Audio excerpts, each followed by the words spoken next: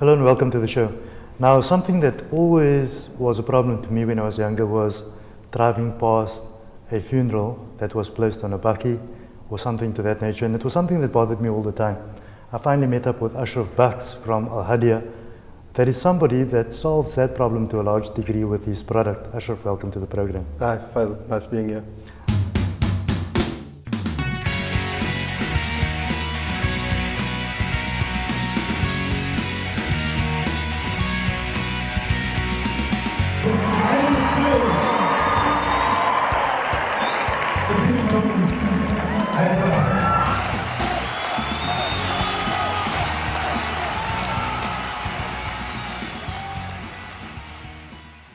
Now, before we go into the burial aspects, which I know is a big component of what we want to talk about, Okay. Al-Hadiya is the company that is underpinning the operation in terms of the burial society and the work that it does and manages that process. Yeah. Tell us a bit about Al-Hadiya for starters. Al-Hadiya is South Africa's first Sharia compliant funeral cover for Muslim people.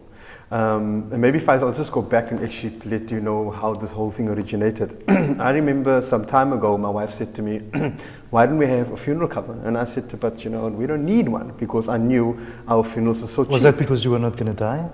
Yes, one of those things, because, but that's the only thing that's guaranteed. I think it's about being prepared for anything, and that should be a focus of our idea.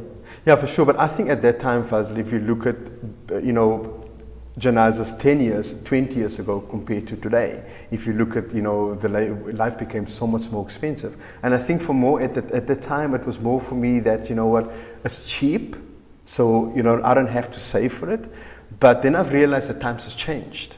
I can give you just a small example. If you look at the month of Ramadan, if you think about 30 years ago, I don't know about your area, but do you still have kids coming around with plates of samosas? I think it's dwindling. It's been dwindling for a long time. It's not the way it used to be. Now, I'm going to give you an example, Faiz, because this was something that got triggered about 3 years ago. Auntie Aisha from VOC, normally on a Saturday, they'll go to ShopRite, and she'll grab random people and ask them what they're doing there. And this Buddha came in and she said, Buddha, what is Buddha doing here today? Buddha said, no, he's buying milk. So Auntie Aisha said, okay, what are you going to buy? Make with the milk. And the Buddha said, Buber. And the next question Auntie Aisha asked me, Auntie Aisha said, Buddha, tell me, do you still have kids coming around bringing samosas? And the Buddha said, no, not the way they used to. And immediately at the time, Faizal, I related that to my household.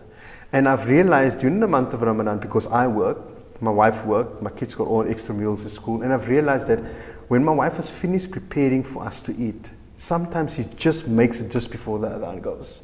So it's not that we don't want to send to our neighbors. We try our best. But because time is just so constrained and life became so hectic because it's just everybody is so busy. And the exact same thing happened with janazas.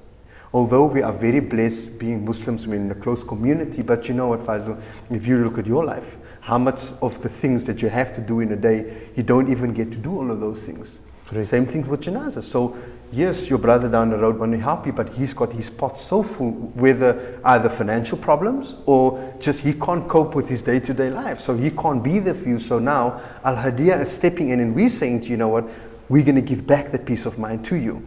If your brother, your sister, your uncle can't help you, you're going to have a company that's going to support you. And also back to what you said, you know what, we're all going back to our Creator. I believe that we have to go back dignified. I mean, we didn't come into this dunya at the back of the bakkie. That's always been a concern for me. And if you remember about 10, 15 years ago, especially in Cape Town, we did not have these hearses that we see today.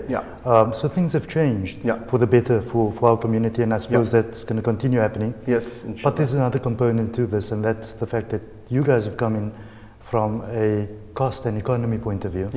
Because lots of people in our society are unable to pay for certain things. Now, the fact that a lot of us sit back saying that what is 2,000 and 3,000 rand for a funeral, that could be a big problem for many people. Yes. Is that where you come in? Yes. Yes. And if you actually look at Faizal, it can be a bit more. It can be up to, we did our calculations, you need about 4,500 rand because obviously you've got to feed people. It costs money to die. Yeah. And I think that's an important thing that people need to realize. Yes. It's not even that much in our community. I mean, a funeral from another religion might be 30, 40, 50,000 rand. Easy. Our funerals are not that expensive, but it's costing money that people don't always have. And so I suppose that's where Al-Hadiya comes in. Yes. definitely. How do you propose going forward with regards to the product itself? Do you think it's a product that you are only involved with the burial aspects? Are there other components? And on the burial component, what other factors come into play? Do you deal with the coffin, the collection of the body, repatriation maybe, all those kind of things? Okay, let me first start with the funeral side itself, okay? I think it's important for me just to stress this as well. We now down to the extent where we are appointing service providers, okay, that has got the hearse. But even to that extent as well, Faizal, there's also a sore point there because, and I have seen that, and maybe you have seen this as well, when it comes to the imams, I think a lot of people, they got this perception that, you know what, here's a person doing a duty for the Almighty, so we don't have to worry about him. But we don't realize that that person also got to live.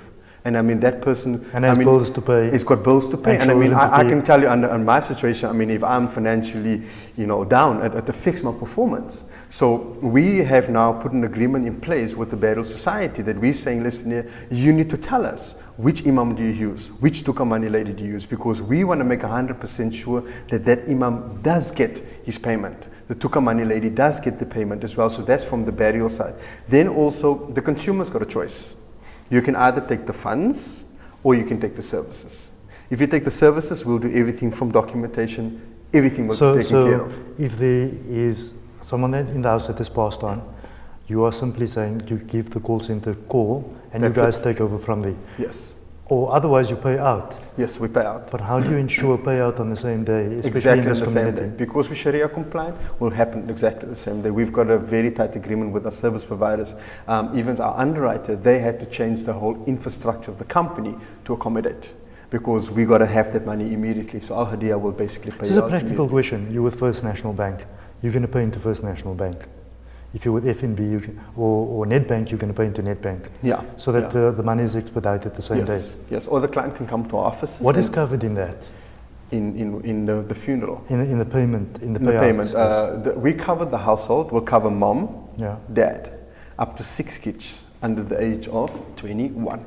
Okay. If they're over 21 and they're up to 25, we'll cover them, but they must be studying. They must be students. I think what the consumer also got to understand, Faizal, we are very regulated. We're regulated with the Financial Services Board, okay, and we're also regulated with the Sharia Board. Yes, I'm going to come back to the aspects of your compliance, because I think it's a big component of this discussion, primarily because a lot of products that we find coming out in the market at the moment that says that we are Sharia compliant. Yep. There are lots of questions around those, and people are saying we're putting money in this pool and that pool and the other pool, and that pool is not mixing with that one.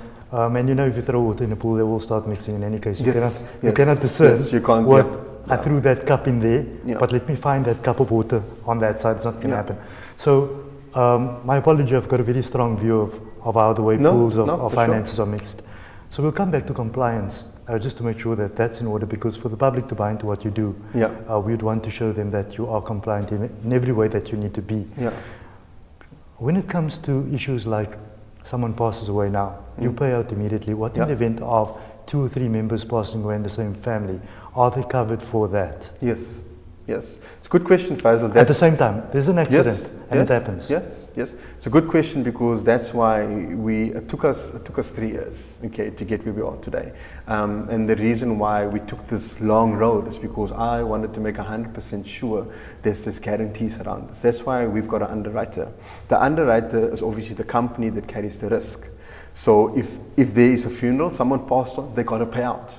And it's not a company that's insuring 100 lives, they insure over 1 million lives. They're quite big. So yes, that's pretty much taken care of. Now you're looking at your package itself, it's a premium, like, I wouldn't want to call it an insurance premium because it's not. No, it's not. You are paying a premium every month. Yeah. What's the premium going for at the moment? For example, the basic one, and what does it cover? Okay, the one that's 87 Rand 86 cents. Okay, it gives you your funeral cover, mom, dad, and all the kids, like I told you, cover up to 48,000 Rand. It gives you medical advice, it gives you medical response, it gives you legal assistance, and it gives you airtime voucher for 500 Rand. So on the day when someone passes on, you can obviously use that airtime to get in contact with friends and family members. I'd just like to unpack those services. For example, you're saying medical advice, legal advice.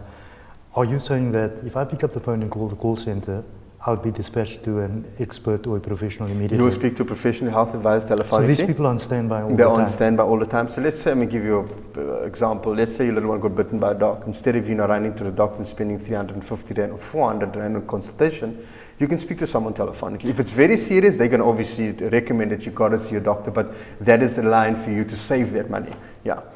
Medical response is your ambulances. If you're involved in an accident, we'll take it to the close appropriate hospital. And then obviously your legal cover as well. It's just your bare minimum legal cover. That will help you with disputes at work. Maybe you've got a problem with your landlord and your lease and so forth, yes. Looking at the other side where you don't do the payout itself and you have a situation where you guys are going to come in and do all the arrangements and so forth. How does that process go? Is it a complete takeover from documentation like burial orders, collection of the bodies at the hospital? Yes. What if there's an expatriation? What if it was Johannesburg and you need to get to Cape Town? And then what if it was Lesotho or Zimbabwe and you need to get into Cape Town? So that's the two dynamics I'm looking at. For sure. Faizal, we had repat in, but when we, in our final stages last year, developing the product and making sure it's Sharia compliant, which it took us quite some time. I think because of all of this, it was very hectic and we wanted to get the product out. We slipped at really looking at, we had repat in. I took repat because I knew, for the same reason we're telling me now, someone passes on in Johannesburg, how it's going to get to Cape Town. We had to take it out for now. The Sharia board is working with it. It will probably take them about 2 to 3 months to make 100% sure that that component itself is Sharia compliant. Yes. So it is there. So you're not currently dealing with repatriation. We had it, we took it out. Right. But let's say, what do you define as a repatriation? Yeah. Is it outside 100 kilometers? No, anywhere within the borders of South Africa. Right. Yeah. Oh, so you're referring to the repatriation from outside only? Yes. But let's talk about Johannesburg, Durban. You cover that kind of thing? No. We used to. Yes. Right. But now it's just been on hold because the Sharia board, I want them to make 100%, and they want to make 100% sure that it's fully Sharia compliant. Yes. For now, we obviously, if you're within the borders of Cape Town, we'll obviously do it in Cape Town for you. So it's the borders of Cape Town at the moment. Because we are expanding into Durban and Johannesburg, so it's not a problem at all. But I mean, if you're now going to be in Bloemfontein, and let's say we are not in Bloemfontein, obviously we gotta.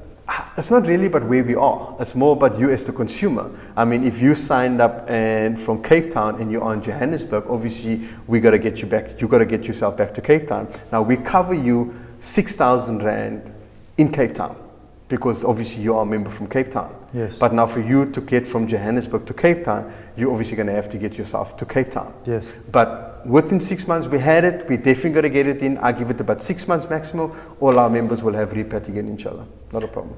Okay. Moving forward, I know that we want to discuss compliance because compliance is something that is of critical nature to the community. If you attach the word Sharia to anything today, you need to be. I think it's a big term. In my view, yes, it's a big term. It's a very Sharia big term. compliant. I think it's wide, and we talk about a lot of scholars having different approaches. If you talk about Tawfiq Chowdhury, he has a very specific approach to Sharia compliancy. He doesn't believe certain things. And then if you talk locally, maybe the ulama bodies has a different approach to compliancy, and especially with this funding involved. And some people are saying, but is this not an insurance kind of thing? And where does insurance fit into Islam? Some people are saying, well, you know what? You cannot have a life policy perhaps or an annuity policy, but you might be able to have insurance on goods like your car. Yes, whatever it might be. So there's all these opinions that's going on around that. How do you approach that as a company? I think first what's very important, Allah Ta'ala tells us you got to tie your camel. And I think that's where everything stems from. You got to tie your camel. Coming back to Al-Hadiya, we are Sharia compliant, and yes, that word is a very strong word. Just to give you a little history of Al-Hadiya. Because that's underpinning your campaign. It is. You are saying Sharia compliant. It is. So we need to understand that component. Yes. Faizal, when I put Al-Hadiya together the first time, that was about 2.5, 3 years ago, I obviously went and visited different sheikhs. One thing that I first wanted to get very clear, because Al-Hadiya has got a built-in component for sadaqah that we give back to the communities, to whoever needs the funding. And I obviously wanted to make it very clear to them that I wanted to make sure that they understand where we're coming from. I wanted that funding to be used across humanity.